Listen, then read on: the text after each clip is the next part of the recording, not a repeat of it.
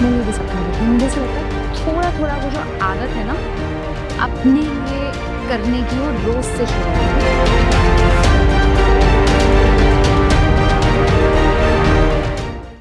Hello everyone, welcome to Indore management association.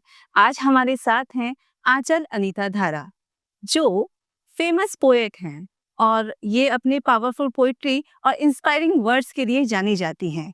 तो आंचल, मैं आपसे सबसे पहले एक क्वेश्चन करना चाहूंगी कि आपको ये पोइट्री करने के लिए किसने अट्रैक्ट किया, कि आपके जीवन में ऐसी क्या चीज आई जो आप पोइट्री करना आपने स्टार्ट किया? मैं एक्चुअली सबसे पहले तो thank you very much for having me here. It's really amazing to be with inspiring women around me. बहुत मजा आ रहा है। Thank you. um, मैं स्कूल में लिखती थी, उसके बाद छोड़ दिया। क्यों छोड़ा? बहाने कह सकते हैं आप, लाइफ हैपेंड कह सकते हैं। अब पोइट्री ने मुझे अट्रैक्ट नहीं किया, पोइट्री ने मुझे अडॉप्ट किया है। It's quite amazing. मैं पोइट्री की बच्ची हूँ एक्चुअली। मैंने ना कुछ सालों पहले अपना हेड शेव किया था। और जब मैंने हेड शेव किया तो मुझे बड़ा मजा आया। मेरी जिंदगी एकदम सेम चल रही थी, लेकिन मेरे आसपास लोगों की जिंदगी बदल गई थी। मुझे मेरे ख्याल से एक तरीके से सबको बताना था कि बाल छोटे रहना या बाल हेड शेव करना इज अ नॉर्मल थिंग। तो वो मैं अपने तरीके से बताना चाह रही थी, मगर जिस तरीके से बताना था वो हो नहीं पाया। मुझे तस्वीरें खींच के, क्योंकि मैं फोटोग्राफी करती हूँ, तस्वीरें खींच के लोगों को बताना था फाइन आर्ट के रूप में कि छोटे बाल लड़कियां कर सकती हैं। लेकिन मेरा जवाब जो है वो तस्वीरों में नहीं आया, शब्दों में आया। तो इसलिए मैं कह रही हूँ, मुझे अट्रैक्ट नहीं किया। मैं बस एक दिन बैठी और वो बैठ के वो एक लाइन से बहुत फ्रस्ट्रेटेड थी मैं। एक लाइन से वो पूरा पीस बना और उसके बाद मतलब सिलसिला चलता ही रहा। तो आई डोंट नो हाउ, कहाँ से कैसे मेरे पास आ गई, शब्द आ गए, पोइट्री आ गई। पोइट्री है, प्रोज है, हर तरीके हैं शब्द लिखने के। पता नहीं कैसे आ गए, मगर आ गए। जब आप जैसे पोइट्री लिखती हैं, किसी उस पोइट्री को कोई शेप देती हैं, तो आप लैंग्वेज कैसे डिफाइन करती हैं? कैसे उसका सिलेक्शन करती हैं कि ये हिंदी में होना चाहिए, कि उर्दू में होना चाहिए, कि इंग्लिश में होना चाहिए? तो ये सिलेक्शन भी बहुत इम्पोर्टेंट रहता है कई बार। इंग्लिश में बहुत कम लिखती हूँ, मेरे ख्याल से 1 या 2 लिखे हैं मैंने इंग्लिश में। मैं मेनली हिंदी में लिखती हूँ और उसमें उर्दू के अल्फाज भी होते हैं। मुझे Urdu actually, even this is weird, Urdu मुझे बहुत पसंद है। अच्छा। उर्दू मेरे ख्याल से सबको ही पसंद है, बहुत तहज़ीब वाली ज़बान है। तो शुरुआत मेरी उससे हुई थी, मगर अब धीरे-धीरे ना हिंदी की तरफ मेरा रुझान ज़्यादा हो रहा है। जैसे कि अब एक शब्द है ज़िंदगी, ज़िंदगी उर्दू का शब्द उर्दू ना, का शब्द। लेकिन जीवन हिंदी का शब्द। हाँ। तो अब मैं लफ्ज़ की जगह शब्द बोलने लगी हूँ। अ, मूड पर डिपेंड करता है। जब आप लिख रहे होते हैं ना, उसमें अगर लगता है यार यहाँ पर ज़िंदगी लिखें, तो ज़िंदगी आ जाता है, जीवन लिखें तो जीवन आ जाता है। ऐसा नहीं है कि आज मुझे हिंदी में लिखना है, कल सुबह उठी और अंग्रेज़ी में कुछ आया, तो अंग्रेज़ी में लिख देंगे। सो मेरे ख़्याल से मेरे लिए तो भाषा, मुझे पंजाबी में लिखना है अब।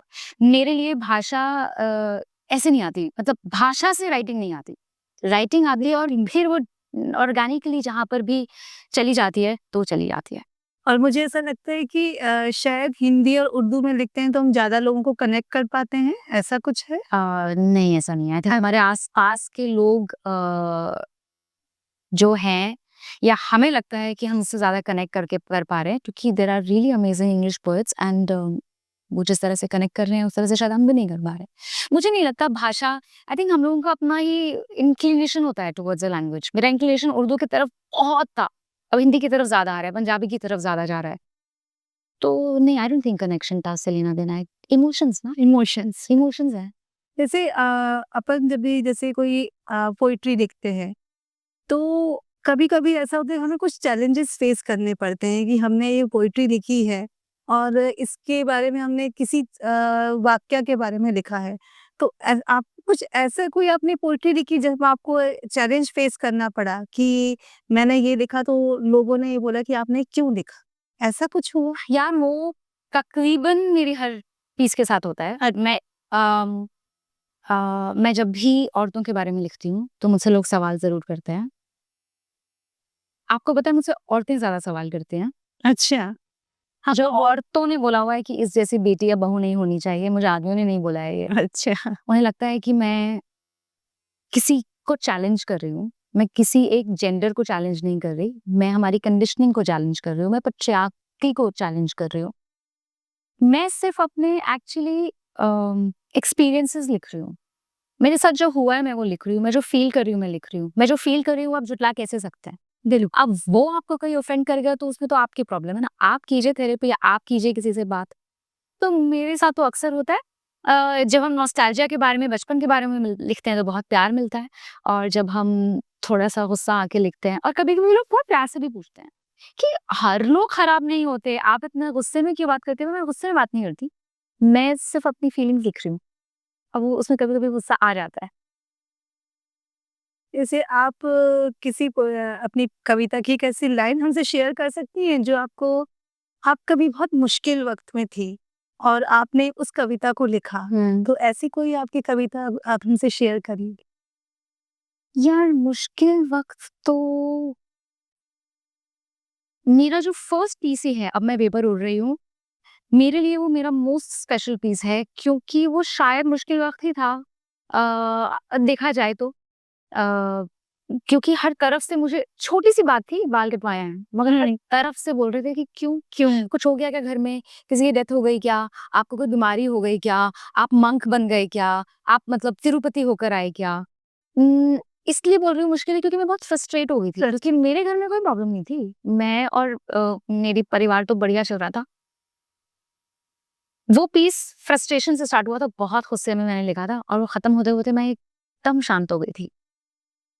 तो उसका एंड यही था, मैं एंड ही लिख बोलती हूँ आपको कि अपने विश्वास, अपने अंदाज़, अपने शब्द, अपनी आवाज़, अपने कद, अपने बाल, अपने कण-कण के साथ अब मैं बेपर ही उड़ने लगी हूँ। बहुत ही बढ़िया। उसमें मैंने बालों को पर बुलाया था, पंख बोला था। तो बोला आपको लगता है मेरे पास पंख नहीं है, मैं बेपर हूँ ना, तो मैं तो अब इसके बिना भी उड़ रही हूँ। तो मुझे वो बहुत लिबरेटिंग लगा था। बहुत ही बढ़िया। मैंने ऐसे सुना है कि आपने 582 किलोमीटर वॉक किया है।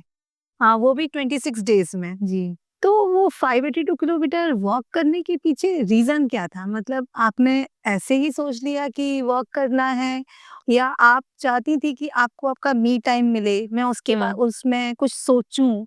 तो ऐसा क्या था कि जो आपने ये निश्चय किया?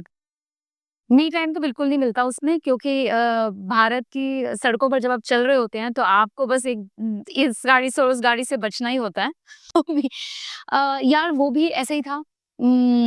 आई थिंक कभी-कभी जब आप थोड़े नासमझ होते हैं ना, नाइव बोलते हैं हम अंग्रेजी में, तो आपको पता नहीं होता आप जो कर रहे हैं वो क्यों कर रहे हैं, आपके ज़हन में क्यों शब्द आता ही नहीं है।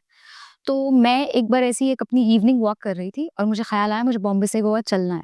अच्छा, ओके। और बस फिर मैं घर गई और मैंने अपने पार्टनर को बोला कि मुझे बॉम्बे से गोवा चलना है। My partner his name is Prashant. He said हाँ, ओके ठीक है।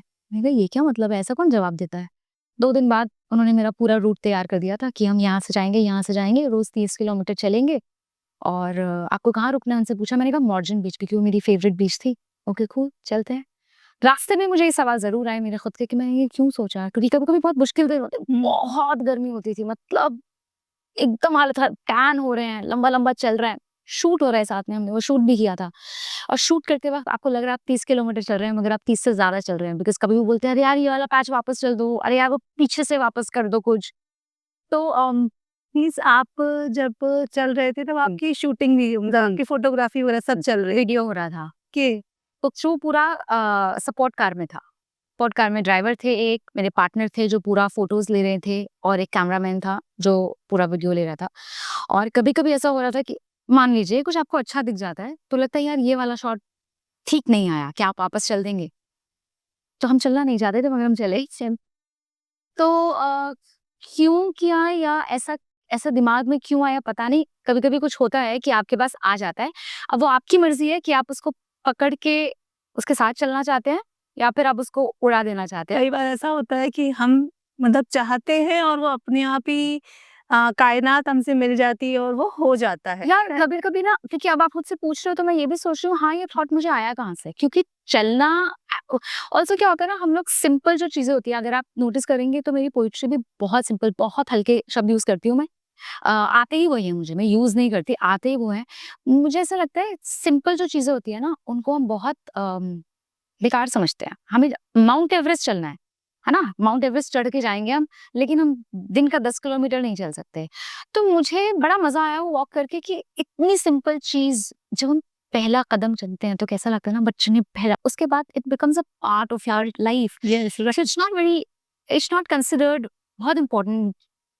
एक्सरसाइज भी करने को बोलते हैं, बोलो रनिंग करो, है ना? वॉक करो तो 45 मिनट से ज़्यादा करो ना। तो मुझे बहुत अच्छा लगा कि हमने एक सिंपल सी चीज़ हमें मिली और वो हमने एक्सेप्ट की, जो कि बिल्कुल नहीं सोचा था कि ये ऐसा कुछ करना है। तो मेरे ख़्याल से मुझे लगता है कि आपको ना अपना दिमाग और दिल खोल के रखना चाहिए। पता नहीं कब, कब यूनिवर्स आपको कोई थॉट दे देता है और आपको लगता है और आप उसको एक्सेप्ट करते हैं, आप उसको एम्ब्रेस करते हैं। हमने वो किया इसके साथ। अभी हमने 3 प्रोजेक्ट्स कर लिए हैं उसके बाद। अरे वाह! बहुत मैं और मेरे पार्टनर ने, और मतलब it's changed our lives. Super. आप पोएट भी हैं, आप मोटिवेशनल स्पीकर भी हैं। मैं तो यही बोलूँगी, आपको मोटिवेशनल स्पीकर ही बोलूँगी आप।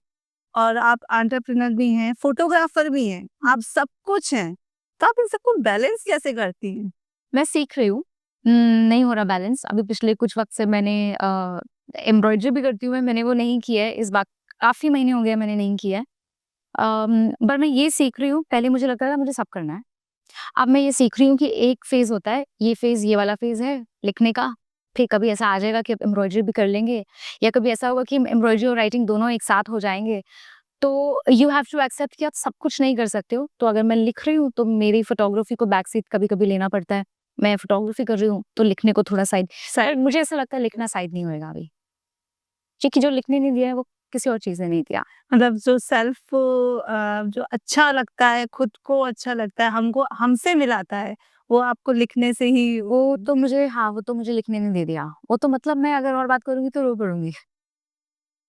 क्योंकि लिखने ने मुझे आज तक नहीं पता था कि सुबह उठकर मुझे ये करना है वाली फीलिंग क्या होती है। It's magical. ग्रेट। आप हमारे जैसे जो हमको सुन रहे हैं, आप उनको कुछ एडवाइस ऐसी दे सकती हैं लास्ट में कि उनको अपने लिए क्या करना चाहिए? अपने लिए क्या करना चाहिए?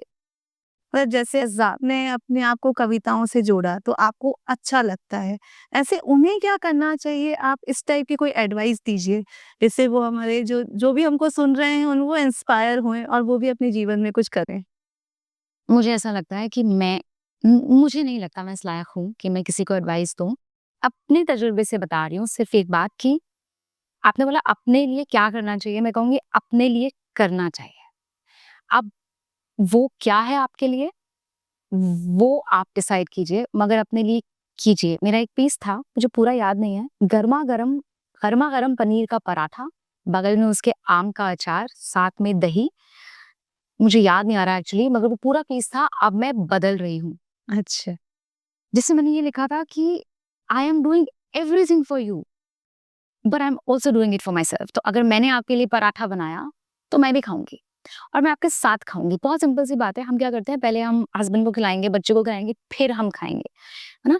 हम कहेंगे कि यार तुम सपने मतलब I will be behind you, आप सपने देखते रहो। Which is true. आप रहे किसी के साथ, आप अपने लिए भी सपने देख लें। मुझे ऐसा लगता है थोड़ा-थोड़ा वो जो आदत है ना, अपने लिए करने की, वो रोज़ से शुरू होगी। तो अपने लिए क्या करना चाहिए नहीं बोलूँगी, अपने लिए करना चाहिए, बस ये बोलूँगी। थैंक यू आंचल। तो अगर आप सबको आंचल से कुछ भी इंस्पायर हुए हुए हैं, तो आप अब मैं बदल रही हूँ, ये उनकी पोएट्री ज़रूर सुनें and thank you so much.